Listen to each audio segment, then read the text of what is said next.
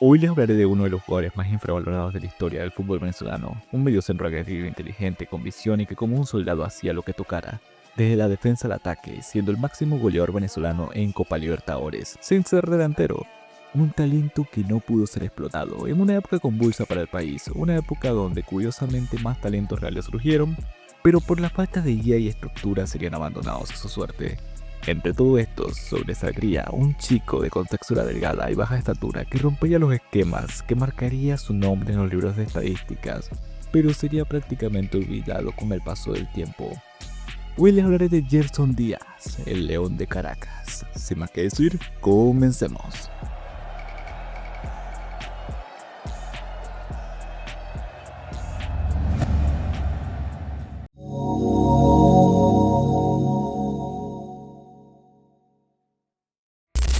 Un 11 de febrero de 1972 nace en Caracas Gerson Diomar Díaz. Desde chico ya se diferenciaba del resto con una actitud determinada. Empezaría jugando como todos los niños en las calles, pero rápidamente pasaría al fútbol de campo. Llama la atención de diferentes equipos locales, incluyendo un equipo que todavía estaba intentando tomar forma a principios de los 80s, el Caracas Fútbol Club. Participa en los famosos Mundialitos de Caracas, torneo de los 80s y mediados de los 90s donde jugaban las mejores canteras de Europa y Sudamérica. Pero no fue uno más de los que participó en esta época en este torneo. Formó parte de la primera edición en 1986 y fue una de las figuras del torneo por parte de Venezuela. Pero ¿tú crees que tú tienes las energías y el pulmón todavía completo como para aguantar el segundo tiempo al ritmo del primero? Bueno, yo al final del primer tiempo estaba bastante cansada debido a la tos que tuve, pero creo que podría aguantar si pongo un poco más de corazón.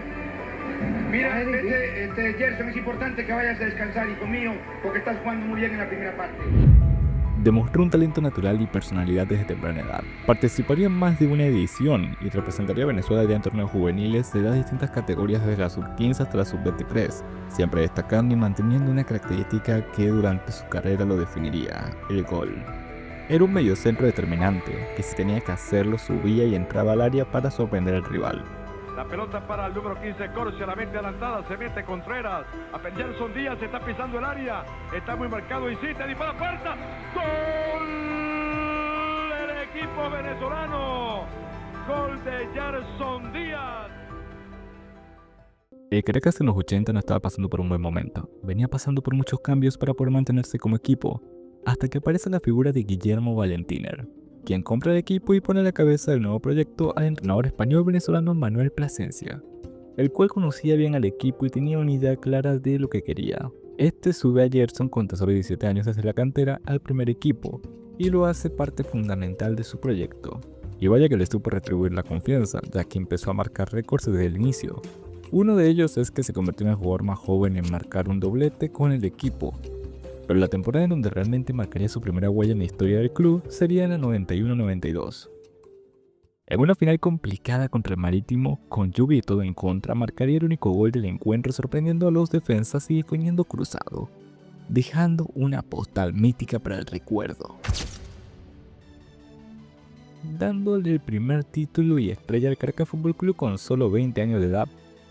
La temporada siguiente jugaría su primera Copa Libertadores. Aquí despuntaría siendo no solo el eje del equipo, sino un líder dentro de la cancha a pesar de su corta edad. Marcaría su primer gol en la competición frente al Universitario de Perú, y esta temporada el equipo quedaría en el tercer puesto del campeonato, pero clasificaría a la Copa Conmebol, lo que hoy sería la Copa Sudamericana. Aquí marcaría otro gol más, curiosamente frente al Táchira, en un encuentro directo que tendrían. A pesar de su buen rendimiento durante este tiempo, solo formaría parte de algunos partidos amistosos de la selección, donde curiosamente marcaría un par de goles. El técnico del momento no lo tendría en consideración para la Copa América, pero bueno, ya volviendo al tema, se consagraría nuevamente campeón de la liga y en la temporada 93-94, sumando además 2 Copas de Venezuela de manera consecutiva, siempre marcando, siempre jugando con todo, un verdadero león en el campo. En 1994 llegaría al Club Deportivo Mandiyú, de la primera división de Argentina, y si no tienen ni idea de este club, no se preocupen, yo la verdad tampoco tenía idea. Este es un club de la provincia de Corrientes en Argentina, que tuvo su mejor momento a finales de los 80s y mediados de los 90s, jugando en primera división y llegó incluso a destacar en una que otra temporada, logrando un tercer puesto en la Liga Argentina en el año 1991. Gerson llega a mitad de torneo con el club peleando por el descenso y como dato bien curioso su técnico sería Maradona. Maradona tenía unos 35 y muy poco de haberse retirado, la verdad luego volvería a jugar, pero esa es otra historia. Esta era su primera experiencia como técnico y bueno, también era la primera experiencia de Gerson fuera del país. Aquí Gerson realmente no jugaría mal a pesar de llegar en una situación complicada y bueno, jugaría unos 5 partidos e incluso marcaría un gol. Pero la verdad que por todo el tema del descenso al final no renovó con el club y dio vuelta a Caracas. De hecho, para dar más contexto de por qué todo esto se ve así tan raro, es porque el club al parecer tuvo malos manejos económicos y estaba tan endeudado que ni siquiera jugó en segunda, ya que los directivos dijeron que económicamente ya no daba para más y pasó a jugar una especie de liga provincial en su localidad y poco después terminó desapareciendo y ya hace unos años lo refundaron, pero sí, la verdad es que también le tocó tremenda primera experiencia. Con solo 23 años estaba en plenitud y aprovechó de jugar la Copa Libertadores con el Caracas, en la edición de 1995. Aquí vuelve a marcar 2 goles más, esta vez frente a Sporting Cristal de Perú, uno en la ida y otro en la vuelta. Además ganaría el campeonato con el equipo sumando ya 3 para su palmarés. Y por fin obtiene su gran oportunidad con la selección en la Copa América de 1995. Aquí junto a su compañero Gaby Miranda y Stalin Rivas tratarían de liderar al equipo. Aquí daría muestras de su estilo, pero al equipo no le iría como se esperaba. Hay una anécdota curiosa que Gaby Miranda contó tiempo después. Resulta que bueno, al pobre Gerson le tocaría sacrificarse teniéndolo por delante a él, tanto como a Stalin, ya que bueno, son 2 jugadores creativos talentosos, pero que bueno, a la hora de defender no era lo suyo, entonces Gerson tendría que bajar un poco más y jugar otra cosa en realidad, más defensiva que lo que estaba acostumbrado, que era un poco más como el conector, el que manejaba los tiempos. Seguiré destacando, era uno de los mejores jugadores del torneo con diferencia, ganando el campeonato de 1996-97 y concretando su 4º título de liga y jugando además la Copa Libertadores del 96, donde volvería a marcar por 2. Esta de frente a San Lorenzo de Argentina, tanto en la ida como en la vuelta, lo sorprendería siendo uno de los pocos jugadores que les plantó cara a pesar de ser claramente superiores. Un dato que es importante es que hasta la actualidad es el máximo goleador venezolano en la Copa Libertadores. Marcó 11 goles y si no me equivoco también en competencias Conmebol es el máximo goleador, sumando 12 goles.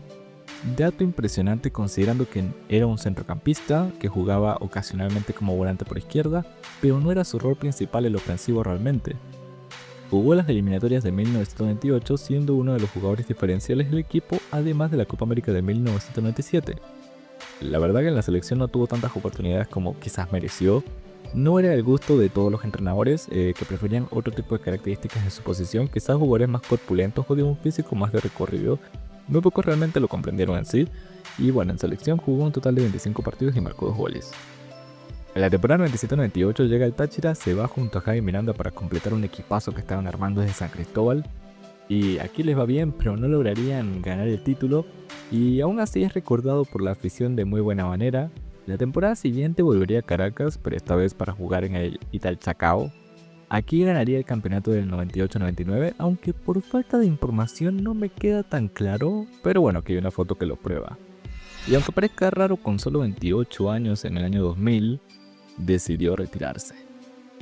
La verdad era una época complicada, y como siempre digo en estos videos, cuando hablo de jugadores de la época, todo era muy inestable la verdad. Los jugadores no tenían nada garantizado, y de hecho una anécdota que rescato de él es esta.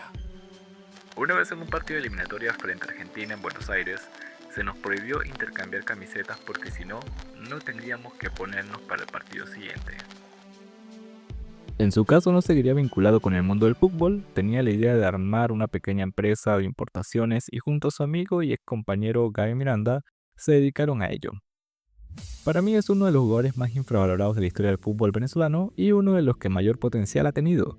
Lo que hubiera sido con las condiciones de hoy en día es una pregunta que quizás nunca tenga respuesta. Un mediocampista goleador y con personalidad, para mí es el mejor jugador de la historia del Caracas Fútbol Club. Y bueno, es que le dio su primer título y destacó además en la Copa Libertadores con el equipo. Pero bueno, para otros es Gaby Miranda, por lo que bueno, la duda de ese título quedará entre los dos. Y sí, el título del León de Caracas lo saqué del León de Praga, apodo con el que se le conocía a Pavel Nedvěd. Una leyenda del mediocampo y honestamente al verle jugar se me vino a la mente el checo. Me hubiera gustado conseguir más material audiovisual para mostrarles, pero como ya saben, es muy difícil conseguir partidos desde entonces del fútbol venezolano, y bueno, se hace lo que se puede. Espero les haya gustado el video, no olviden darle me gusta, comentar sus opiniones y sugerencias, y bueno, sin más que decir, hasta la próxima.